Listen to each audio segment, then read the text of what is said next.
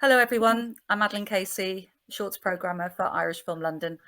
I'm here as part of our St Brigid's Film Festival in partnership with the Irish Embassy here in London to chat with some amazing Irish women filmmakers about their films that feature in our Short Encounters programme, available online at Irish Film From Home and in the Rio Cinema on the 5th of February. I'm going to hand over to the filmmakers now. You're going to see a little clip about their films, and they're going to tell you about their part in the making of them. And I'll be popping in with some questions as we go, and then we'll have a general chat at the end about women and the film industry.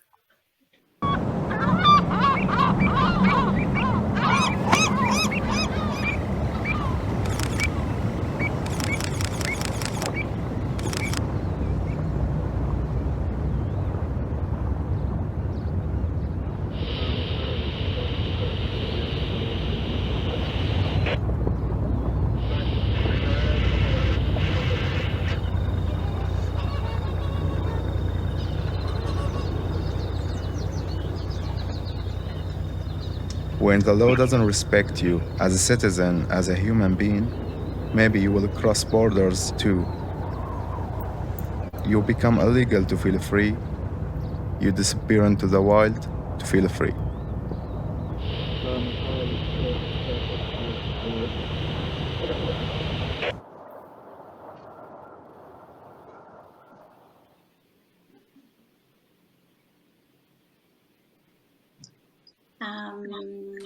Good morning, everyone. My name is Bryony Dunne. I'm a visual artist and filmmaker. I'm the director and co-writer of the film Above the Law. I released it in 2019. The film draws links, parallels between the roots of migratory birds and the journeys of people who move across the same bodies of land and water.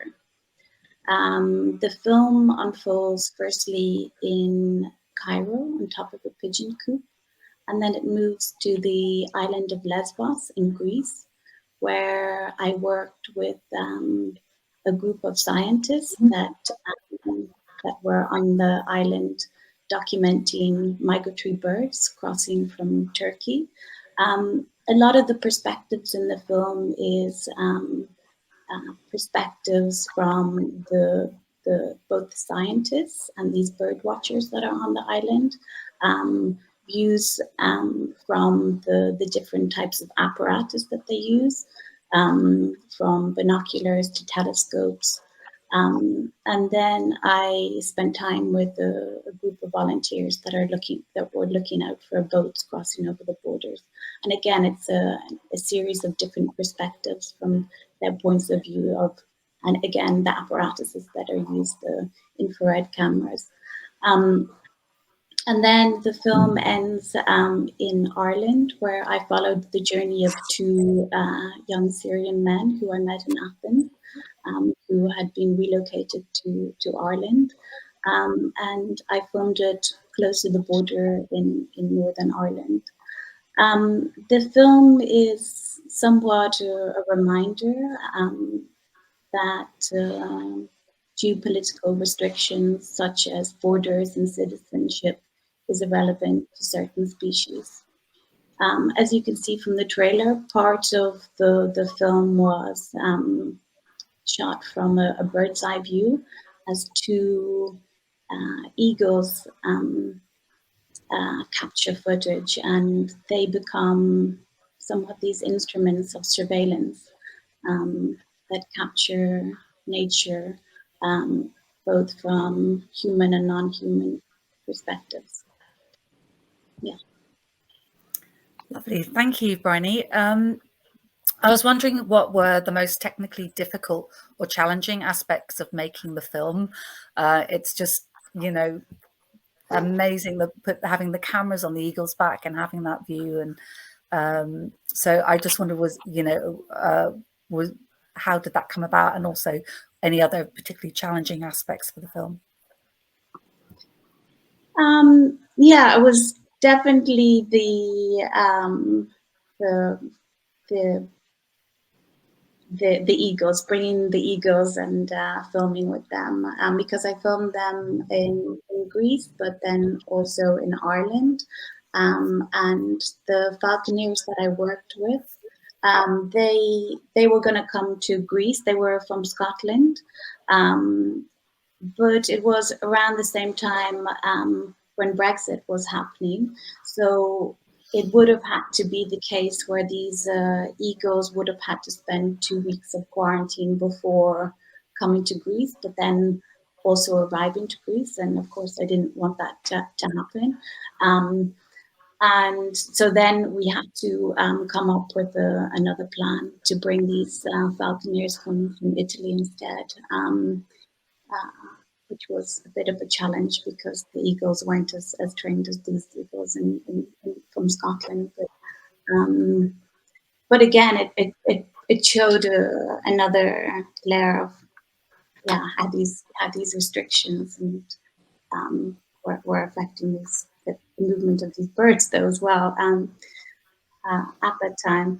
And then it was also these eagles that came from Italy. As I said, they didn't have so much experience with being trained with cameras, but what the footage that they captured, a lot of it was these unexpected moments that actually made the film, I think, parts of it more interesting and richer. So that was a challenge. And just finally, I just wondered if you could say a little bit more about what you called the hierarchy of citizenship in relation to crossing borders, which doesn't exist in the natural world, and why you felt that this was important to highlight. I mean, it's very simple but harsh juxtaposition that is there, and it exists. And I think on the island of Lesbos in particular, what existed on this island is that the freedom of one species to be able to move across borders, and then how difficult it is for another species, and the hierarchies that exist that allows one species to move so easily compared to the other,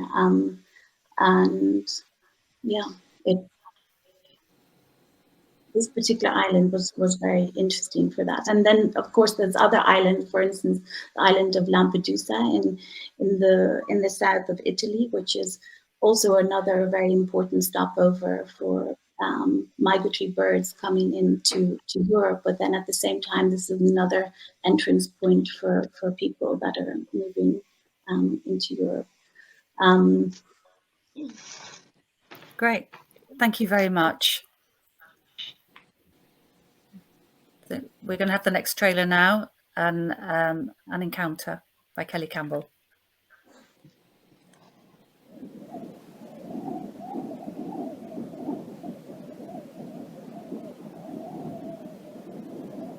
Oh, but I saw a solemn sight, said the rambling, shambling, travelling man. Castle Dargan's ruin all lit, lovely ladies a-dancing in it. What though they danced, those days are gone, said the wicked, crooked hawthorn tree. Lovely lady or gallant man are blown cold dust or a bit of bone. Oh, what is life but a mouthful of air, said the rambling, shambling, travelling man.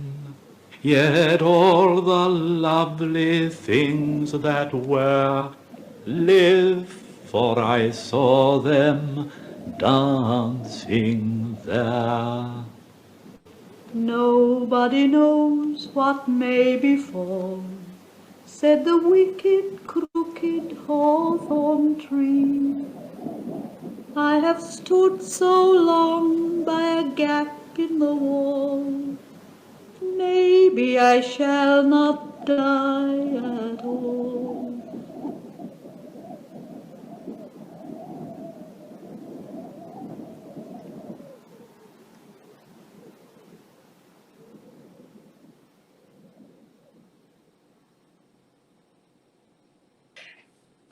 My name is Kelly Campbell and I'm the director of An Encounter. It's very lovely to be with you all at the Brigid's Film Festival. So An Encounter is a Screen Ireland focus short. It's directed by myself, written by Mark O'Halloran. It's an adaptation of the James Joyce short story from Dubliners, An Encounter. And it was commissioned under the Screen Ireland Focus Short Scheme in 2020 and completed in 2021. An Encounter tells the story of two boys who mitch off school and looking to escape the dreariness of their life and seeking adventure. And they find themselves on the Irish town shore and they have an encounter with a man that leaves one of the boys very disturbed and unsettled. The film is really, I see it as a, even though it's a contained piece within itself, it is having a conversation with that idea that Joyce was talking about in Dubliners of paralysis, of emotional paralysis that can take many forms. It can take the form of a psychic paralysis, a denial, or a kind of a frozen paralysis. And I think Joyce was really talking in 1914 about Ireland and Dublin and a sense of kind of a national paralysis that in some ways still exists. But really it's a coming of age story. And it talks, the film is kind of exploring that idea of the transition, that delicate transition between childhood and adolescence, when the idea of seeking your power, seeking your voice, seeking your, finding, exploring the unknown, the kind of the forbidden territories can lead to a kind of a confidence that can get shattered. I suppose I'm really kind of focusing in on that idea of an emotional paralysis in a boy that has a certain amount of trauma or upset, or the bottom has fallen out of his world. Stephen is a young boy whose father is about to emigrate to Australia, so he's seeking a kind of a stability in as much as he's trying to break the rules and break ground in testing his own world and his own limitations. But ultimately, it's his vulnerability kind of sort of. I suppose it's. The film is really trying to walk in the shoes of without giving too much away, of someone who has been shattered by a moment that, a life can be shattered in the space of a minute. And that moment can be kind of captured and held silent in a heart or in a psyche and kind of can burst open at any time. And I suppose I really want to kind of explore the idea that, to walk in the shoes of someone who may seem confident and strong, but holds this secret inside them. And I guess you never know what's going on with someone. It's hard to really kind of talk too much about the film without giving away, No, absolutely. I've got a couple of quick questions, if you can. I just wondered, how did you find your lead boys, especially Moses Murphy? He has to play a tough role there in Stephen, and he does it so superbly. Yeah, thank you. So Amy Rowan is an incredible casting director. She works in Ireland. So I had a relationship with Amy from my acting, but also just I admire her work. I love her taste. And so we engaged with Amy and we went on a kind of a search. We searched in like boxing clubs, school drama groups, and Moses came to us actually quite quickly. Like the tape was suggested to us, I have to credit Bonnie Dempsey, who is one of the fellow producers on the Focus Short Scheme. She she had heard about the project, you know, obviously because we were all telling each other about our project, and said, look, I have this kid who came through Maureen Hughes, who I looked at but wasn't ultimately right, and will you look at this tape? And when I saw Moses's tape, I saw what she was talking about. But we did go around the houses, like we saw about maybe 50, 60 boys, because I didn't want to leave any stone unturned. And it was also about getting the chemistry between the two boys right, you know. Yeah. Nice. Yeah. So Robert, he came from a local drama group in Drumcondra, and they're very different boys. Like Robert really, they're two different actors, you know, two types of actors. He really works a lot. Robert works a lot with his instinct, and he's very comical, and everything is quite immediate. Whereas Moses is he's a very thoughtful. He's a deep thinker, you know. So I really had to work to their strengths and work to their kind of abilities. Yeah. But I was very, very grateful that they kind of, in a way, we benefited from lockdown in a way, because we were able to get to know each other, and we were able to work through a lot of the, you know, the difficult subject matter, and make sure that everyone was comfortable, you know, through the process. Yeah. Yeah, he's definitely one to watch. He was in one of our other shorts in the festival, actually. For sure. He's stepping up. So yeah, thank you very much for that. We're going to move on to baths, and we'll have Claire Mooney to tell us about it. I'm too big for this bath.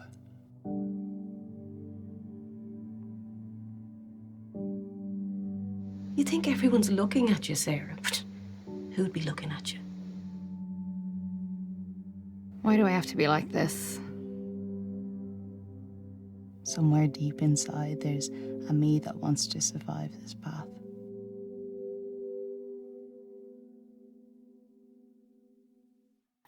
I'm Claire Mooney, and I'm the producer of our precious short, Baths. This was a youth-led project consisting of a collaborative team of creatives, all brought together by the brilliant mind of director Nell Hensey. So we had 6 writers who each wrote 1.5 minutes approx of a story, and the only part of the creative brief, so to speak, was their character or characters had to take place from the POV of someone taking a bath. And when Nell brought this idea to me, the sense of themes of why it was a bath, about having shared moments, and it wanted to reach an audience that everyone could connect to. So the themes are different from each writer, and they encompass a sense of universality and humanity and connectivity while seeming worlds apart. They're shared moments, emotionally shared moments of varying degrees. And one of the brilliance of the piece from Nell is the ebb and flow of just getting the sense of a character and then having themselves pulled away from you as the audience in the story. So we were completely funded by the Arts Council, and they were absolutely incredible. The fund completely encouraged this type of creative freedom. The development of this piece was really great to see the writers work separately, and then we brought them together in the end. It gave us a sense of making a piece that had cohesion in what we spoke about, but the disparity between each of the themes and stories. So the story is somewhat encompasses a circle of life, so to speak.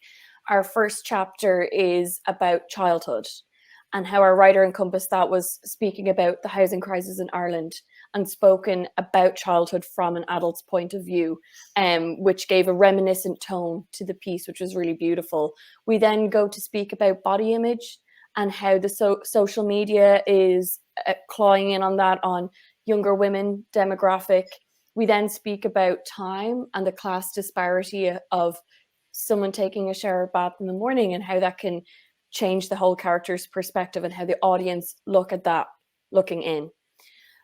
Next, we speak about sexuality, about a young female and the pressures put on and the fearfulness she has of coming to terms with her gender and her sex, and growing with that and learning from that, and knowing that she's the key piece to it, yet all of these influences are clouding her judgment, and there's all this noise, which is relatable for a lot of our audience members.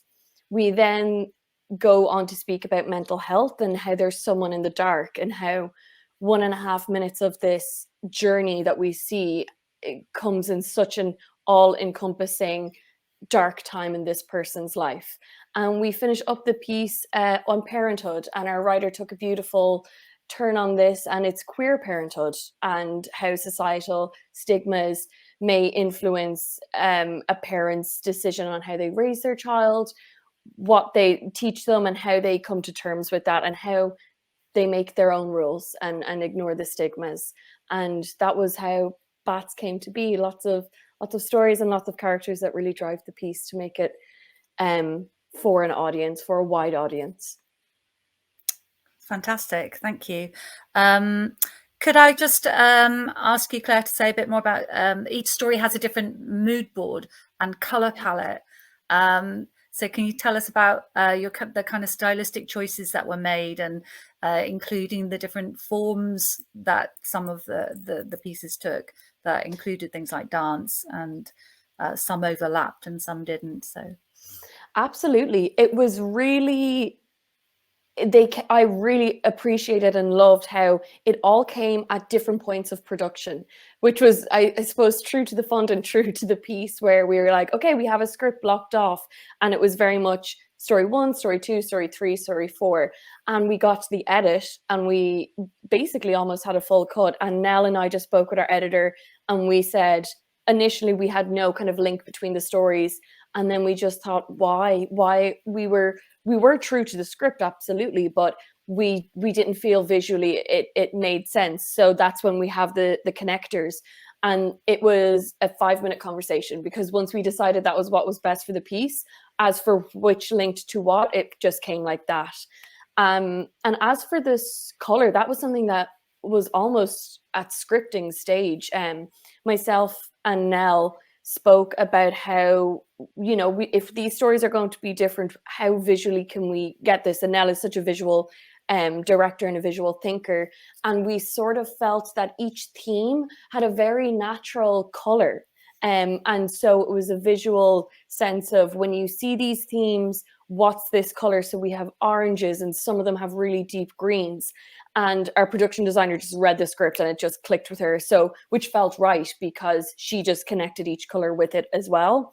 And that was just a case of pushing it in production and really honing in on that in post, which our editor completely did. Kyle did brilliantly, which was, it made it easier to distinctively see each piece as its own section, and then view it as a cohesive piece after. So that was definitely very exciting. Great, thank you very much. Thank you. So next we have a trailer for Ready.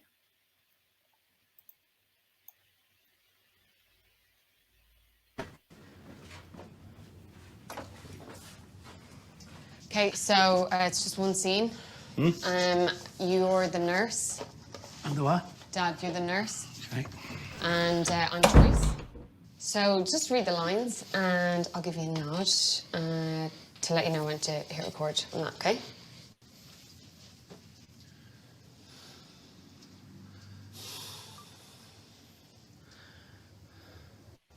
No, sorry. No, I thought you nodded. I'm recording now. Oh, all right. Yeah, no, I can just cut this bit out and then... You will know I'm at stopping recording now? Okay. No, it's fine. We'll just go again. Yeah. Okay. Yep. I'll nod. Okay.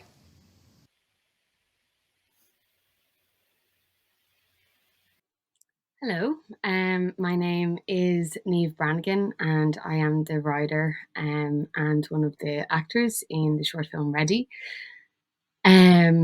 First of all, just want to say it's such a pleasure to be involved in this, because I've been working with Irish Film London for years, so it's really, really cool to be on the other side of chats and involved in the kind of film side of things. I wrote Ready during the lockdown, and it was kind of an idea I had for a long time. I feel like a lot of actors maybe have had to have the experience of doing a self-tape with one of their parents, which can definitely be an experience, because God love them, they just don't, well, mine anyway, they try very hard, but it can just end up being a bit of a disaster. And also, I guess I kind of wanted to make a comment on sometimes some of the subject matters that actors get for self-tapes can be quite tough.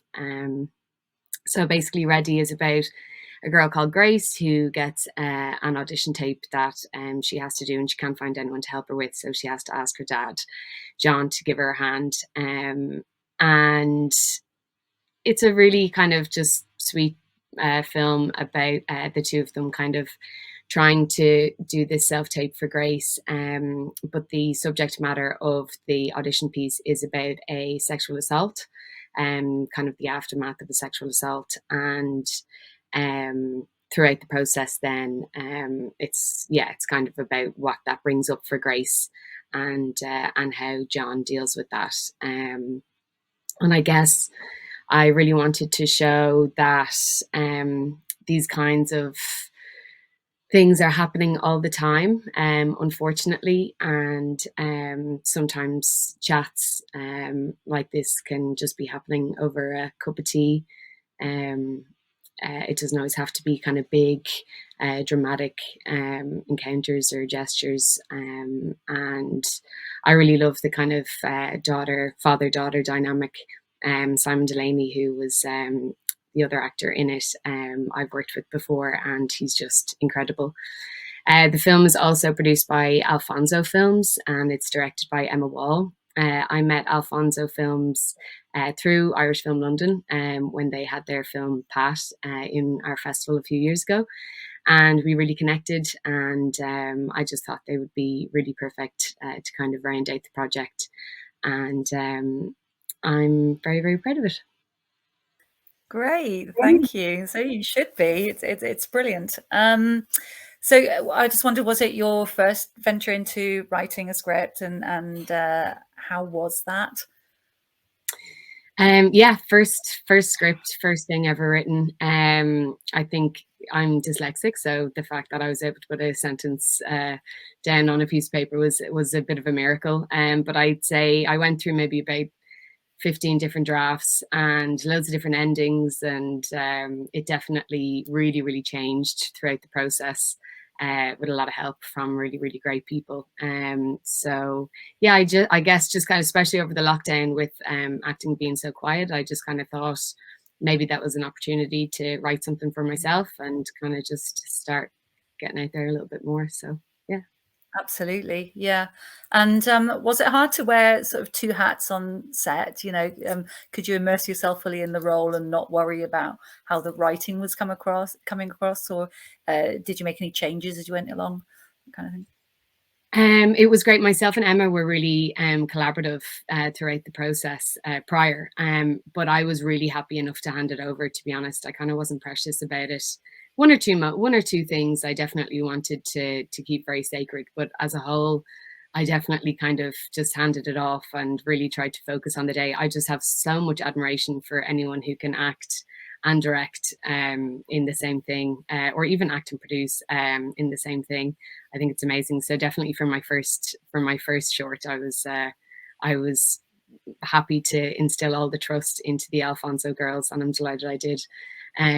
But yeah, so I was definitely able to shut off from the writer side and just try and focus on being Grace. Brilliant, thank you very much. And next we have Wednesday's Child. Listen to me. Yeah, no, I'm listening. Yeah. Listen. You're not listening. Listen. They're not listening. They're not listening to me. They're not listening to me.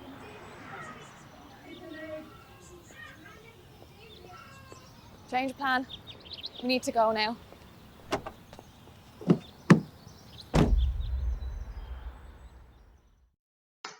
Hi, I'm Caroline Harvey. I'm the writer, producer and actor in Wednesday's Child.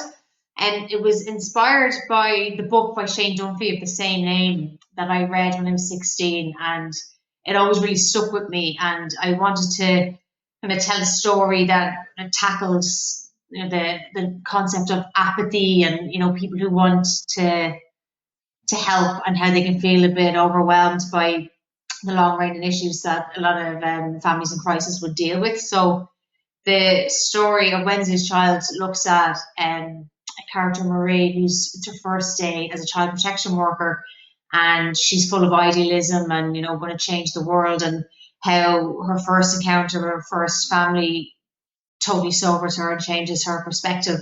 And she realizes that the complex issues that these families are dealing with are a lot more, it's a longer issue to tackle than just going in there and solving it easily, and the emotional toll it takes on yourself when you do go into that kind of work. So that was something I really wanted to kind of shed light on. And for me, what was really, really interesting is that the book was based on true accounts of Shane Dunphy when he worked as a child protection worker. So we did a lot of research with him, and he gave us a lot of you know, like first-hand accounts of that kind of emotional toll it takes on people. And I wanted to maybe have like a non-judgmental comment on, you know, how far are you willing to go, you know, with your well-being, and how much can you offer to somebody depending on, you know, what state your mind is in going into that kind of work, because it has a very high burnout rate. So that to me was a very fascinating story that I thought needed to be told, because I've never really seen it on Irish screen. So we had a fantastic team. It was directed by Laura O'Shea, and then was co-produced with Charlie Bailey, who also starred in it. She plays the seasoned social worker Annie. But we had a stellar cast with Fiona Hewitt-Hamley and Lauren Kinsella. So we were blessed with the guys we had, and it also starred my little baby, who played baby Christine. That's lovely. I was wondering who's the baby. You know, how do you find the baby? That's so lovely. So again, you're multi-rolling here in terms of the production of the film, the making of the film. You're writer, actor, producer. How hard was it to juggle those roles? And is there one that you have a preference for, that you'd like to do more of? Well, this was my screen debut, so it was incredible to work as an actor on something that you've been along from the start, the conception of it to the end, which was amazing. And we'd done so much work beforehand, and I had so much trust in all the guys that I was working with, so, and especially with Laura. So it was brilliant. It was nice because you could just step back and you could just enjoy it. And I thought it would be harder. I was more nervous that I'd be hard to switch off, but I think the more work you do beforehand, you can just kind of let go and then go, right, I'm just going to get into the scene. I'm going to just be there for the other actors. And it was, I think I realised I fell in love with writing, and I thought I'd find producing hard, but I didn't realise that I would fall so madly in love with it. And now I'm so keen to get into that mode again now, creating something from the start and just having your hand in it and picking your team. It was such an amazing experience. Fantastic. I wonder if you'd tell us a bit about, I know Laura directed it, but about the camera shots choices. There's so many close-ups, particularly once we're inside the house. And I wonder what did you want to achieve with that? Yeah, we wanted it to feel like give it that bit of vulnerability, and the way to do it is, you know, as things start to get a bit more intense, you know, it's going to get a bit more handheld and a lot closer to see, just to have a claustrophobic feel about it. But we had Evan Barry as our DOP, and he was incredible, but he totally got the film, and he totally got like these conversations beforehand about, you know, how it was going to be shot and how could we get that feel, and that you're starting off from a distance where there's headspace for Marie, and she's getting into her kind of getting into her zone, and then as things progress and as things get a little bit more intense in the house, that it just gets more and more enclosed. And Evan was phenomenal for that. He knew exactly what we needed to do to achieve that feel, so that you felt like you were in the house and that you were like the walls were kind of coming in on you as well. So we were very lucky to have him, because he totally understood how the visual language would have to reflect and what was going on for the character. So yeah, that nice loose handheld style, it really worked for it. And Evan was pretty much was all him. There was nothing to do with us. That was Evan. Fantastic. Thank you very much. So the next film up is Someday Sadie.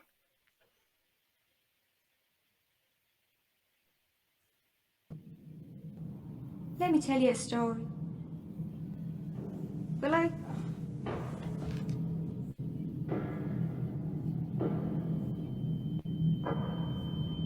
Am I supposed to be somebody?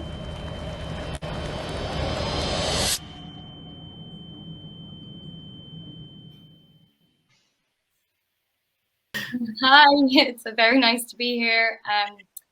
My name's Kate Gilmore. I'm the writer and an actor in the short film Someday Sadie, which was a short that was part of the inaugural Actors Creator Initiative from Screen Ireland in Bow Street during the pandemic. It was my first time writing for screen, and I guess, well, the story is about Sadie, who's a young working class singer in 1960s Dublin, and she falls pregnant at a very inopportune time, which dashes her dreams of becoming a professional singer. And the story is based on the life of my grandmother, Sadie.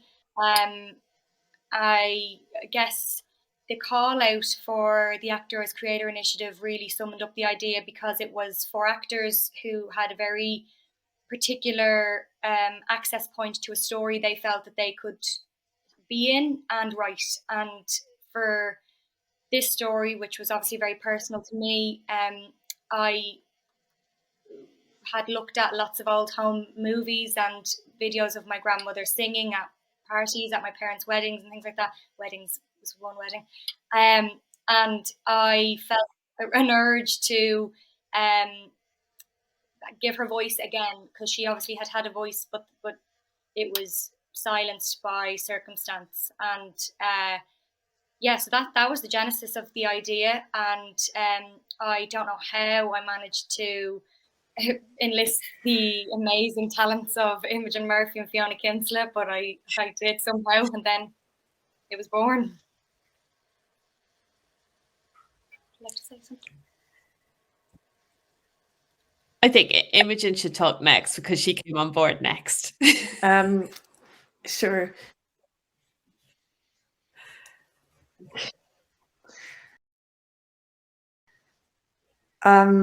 Hi there, I'm Imogen Murphy, the director of Someday Sadie. So Kate Gilmore, who's the originator of the project, just mentioned about being lucky to get myself and producer Fiona Kinsella on board. But there's no luck at all when you have an acting talent. On reading the short script for Someday Sadie, I was just very aware that it just tapped into a really rich vein of truth and a really genuine, authentic character. So very hard to say no to that project. We enjoyed making Someday Sadie very much on a tiny budget as it was, with funding from Screen Ireland, Screen Skills Ireland and Bow Street Academy. So it felt like the start of a process for us. And on the short 2-day shoot, I think we felt like we perhaps wanted to explore more and explore the character in particular and Sadie's life story.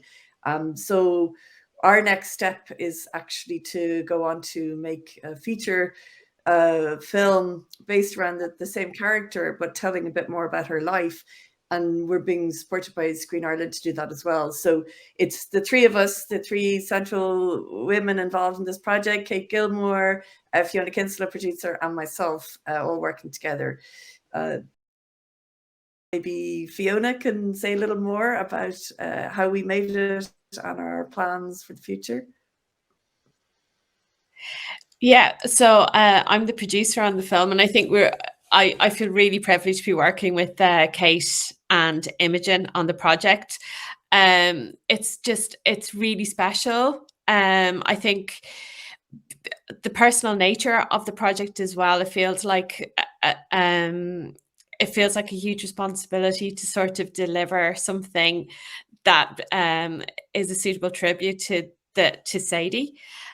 So as Imogen just said there, we've received development funding from Screen Ireland to turn her life into a feature, and it's a really lovely project. It's kind of full of truth. And I think one of the things that I really love about it is it's from a particular perspective of Dublin that we don't really see told in this way on screen before. It's really true, authentic inner city Dublin voices. And I'm really looking forward to working with Imogen and Kate on bringing the story to a longer version. Fantastic. Thank you very much. I'll just give one quick question that maybe one of you can answer. The film, I believe it was filmed during lockdown, and that necessitated the unusual setting of filming it in the Gaiety Theatre.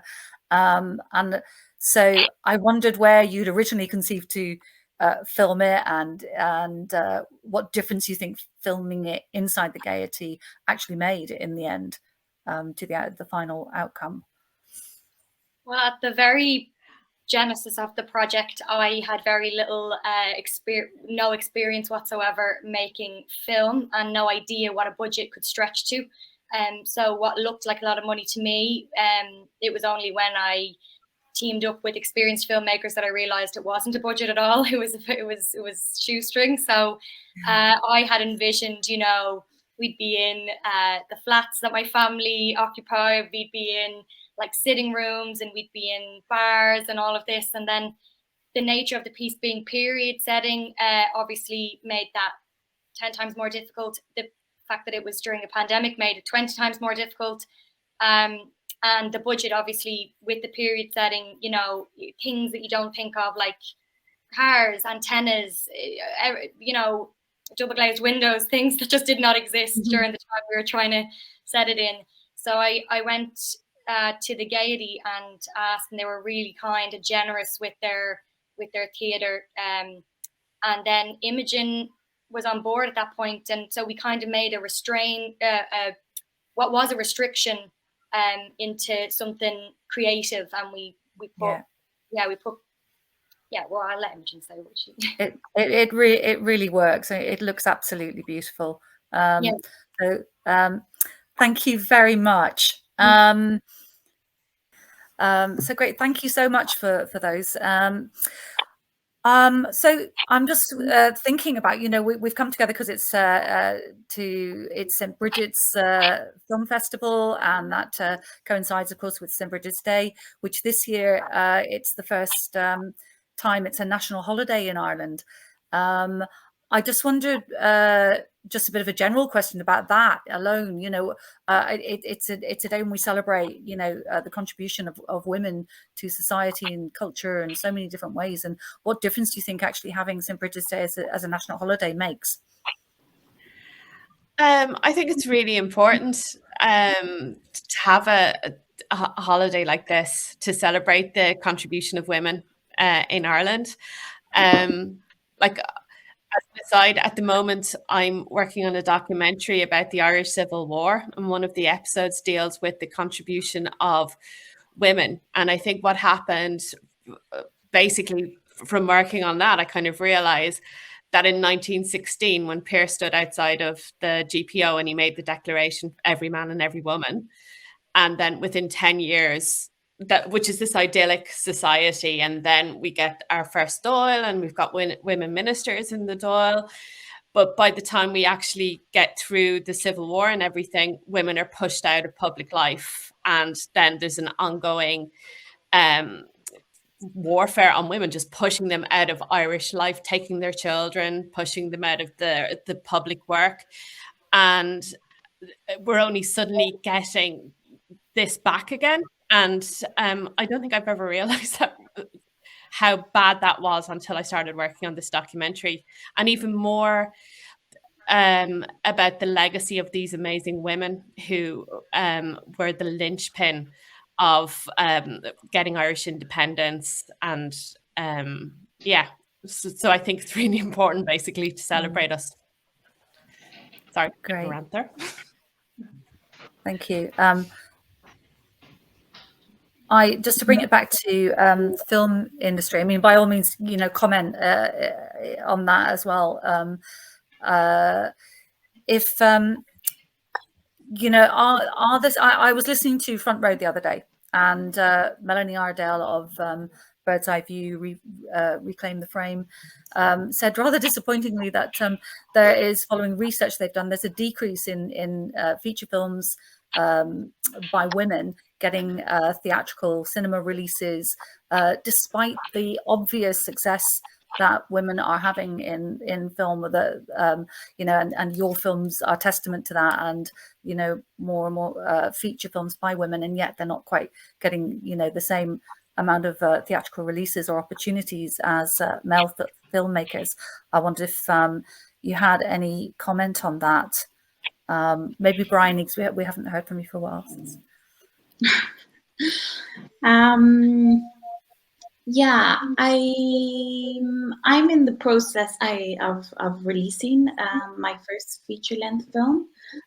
It premiered in Galway in July, and I'm in the process of sending it to film festivals and getting this validation through the festival circuit, which I find a challenging process, and also at the moment as well, I think with so many filmmakers and producers holding back their films during COVID, not wanting to release it online and through a virtual presentation premieres. So it's the competition of these submissions are incredibly high, and but the type of film that I made, I'm also finding it a little bit challenging in the forms of categories to how it's been programmed, whereas it's this mix of documentary and fiction, where some documentary programmers get back saying that it's a work of fiction, and then fiction programmers get back saying it's a work of documentary. It's also bridging between this art film, but it's also quite informative. But I have yet to see whether it will get a theatrical release. But yeah, I do find that the way that these films are somewhat accepted to have a theatrical release is this, like, the validation through your film being premiered and what type of film festival it's premiered in to receive these forms of validation that will then pick it up for. Thank you. Kelly, what do you think there are still barriers for women in the film industry? Do you think there's anything more that could be done to facilitate higher numbers of women getting their films seen and out there and into cinemas? Yeah, I mean, I'm very heartened, and feel very lucky to be an Irish filmmaker. I really feel like Screen Ireland in particular has done an awful lot to promote and encourage female filmmakers. And so I suppose I've done the last year and a half or year and a bit, I've been out on the festival circuit with my short, meeting other filmmakers. And my feeling, kind of, when I reflect back on that, the other filmmakers I would have met and talked to, maybe even online in forums, is that they might not be in the same kind of position. You know, that I definitely want to begin by saying that I feel that's there. It's interesting. Like among the programmers, I never felt from any of the programmers that I met or talked to, was there a kind of a quota, you know, in terms of programming female filmmakers versus male, or, you know, there seems to be an emphasis on diversity, you know, in the sense of inclusion of, you know, I like sexuality, or, you know, different kind of representing a different spectrum of voices.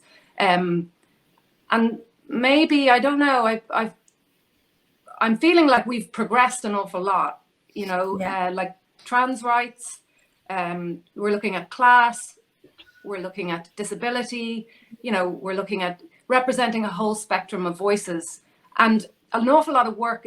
I felt there was a huge drive to kind of represent female voices, and then that's been opened out, as it should be. There's absolutely no resistance in me to that. But I guess that forum is quite crowded now, and maybe, I don't know, this is speculative, but maybe there's a sense that, okay, women are okay now, we have to take care of, I mean, trans rights are really, that feels like that's the forefront, that's the kind of vanguard. Like in terms of, if you look at a program of shorts and a conscientious programmer who's trying to represent different voices within that particular program, and you might be able to speak to this yourself, Madeline, like that you want to try and bring a group of stories, you know, you're really trying to balance everything there. So I suppose I just wanted to bring that kind of question in, is that you know, there's a lot of ground to be covered. I mean, if you look at like award season, not that that's a kind of an, you know, that's not ever it's I suppose it's a little bit of a miner's canary in terms of saying, okay, so I look at the Golden Globes, women getting shut out of the, you know, are voters really respecting female voices? Or, you know, when it comes to the forum of, okay, let's talk about representation, it gets a spotlight, it gets heat, it gets kind of given due consideration. But in the competition of like the kind of the real world competition of interests and the commercial reality, is that question, or is the kind of question of representing female voices, is that being kind of given its due consideration? I don't know. I think it's a dogfight, you know. There are so many brilliant films this year, like I'm talking on feature films, and I mean, yeah, I'm sure I can't fully give an appraisal of the short film world because I haven't seen, you know, I've seen a lot of shorts, but you know, I'm talking, say, you know, the likes of, you know, films that are like are critics' favorites, and then they're getting shut out of, you know, getting shut out of the race. Yeah, no, that's great. Thank you. Yeah, I mean, I just, anyone else like to chip in there? Claire. Yeah. First and foremost, congratulations, Bryony, on your first feature. That's amazing. But this discussion, I always, not that I'm tentative to talk about it, because it's not as if the issue is at the beginning of this path and then we all just fix it along the way. And I don't want it to come down to a like, well, where's the money going? But in a studio sense, and that's why, at least, and more so on the European side, when the funding is coming from national bodies such as Screen Ireland, which I'm actually very happy and proud to say too, that I've seen the action that they do. If the money is going to a certain amount of the pie, and that doesn't include women, then you'll see it through the waterfall that they're more inclined to put more money into the distribution and publicity of it. So I just feel that there could be more mentoring and more investment made right at the start, early on in development. And it's interesting at my point in my career now, when I'm shifting from the short sphere into feature as well and getting to know writers, there is a sense where I'm happy to admit that it's like, oh wow, this goes from 1 to 10 very quickly. I need a sense of who can I talk to about this, who has gone through this before, Am I at a disadvantage? How do I, get your foot in the door, or seat at the table, so to speak? So I think even non-financially, there's steps that can be taken to bring it to the spotlight. And then, of course, going for a theatrical release, there needs to be more, and the percentages need to be looked at. But I do think, to speak, it's a sense of, okay, we've dealt with that, now we can move on. So I do get a sense of that too. But no, it's not a fun conversation. And even still, I have an article bookmark that I need to read. It's about talking about how, let's look at the percentages of a female lead character directed by females. And I'm just thinking, well, I'd love to see the article that, is looking at the amount of men being directed by men. It's just always under the spotlight. And masculine stories are interesting to women as well. I don't understand why there's such a speculative lens on female filmmakers. And even that in itself could sway or determine someone's true story that they're trying to tell. So I think there's an obligation to kind of media outlets as well to put the right foot forward for female filmmakers as well. But it's definitely a long journey, for sure. Great, thank you. Neve, did you want to come in? Yeah, I just wanted to also say that to give just what you were saying there, like the kind of mentoring thing, also like a shout out to women in film and television and their organization, like the fact that that's even a thing, you know what I mean? And it's just such a great organization. And also like Irish women, we are doing it, you know what I mean? And there's so many amazing women who are setting out all of these paths, like even just the last few years, like Kathy Brady and Stacey Gregg and Catherine Ferguson, and even Kate McCullough with on Colleen Kewen, you know, so we're really kind of getting there, and I think it's just about just keep doing it and not kind of letting kind of stuff get in the way, and like that then trying to fall back on stuff like women in film and television and those kind of organizations that are there to, you know, help and cater and encourage and support and all that kind of stuff as well. So yeah, absolutely. I feel like there's a lot in Ireland actually of really supportive schemes, like the Actor as Creator, and like you say, Screen Ireland does such a lot, and absolutely, and in particular those organisations for women. Yeah, I mean, I don't know if there's any final comments anyone would like to make on any of that before we come to an end. We're just coming up to an hour now. Great. Okay, thank you so much for joining us. It's been brilliant having you with us. We're so delighted to have this opportunity to show your films, and we're looking forward to everybody seeing them. And just to let our audiences know out there, the films will be available from the 1st of February on Irish Film from Home until the 26th of February online. And you can come and see us and see the films, the Short Encounters programme at the Rio Cinema on the 5th. So thank you very much. Thank you. Thanks, Madeline. Thanks, Madeline. Thanks.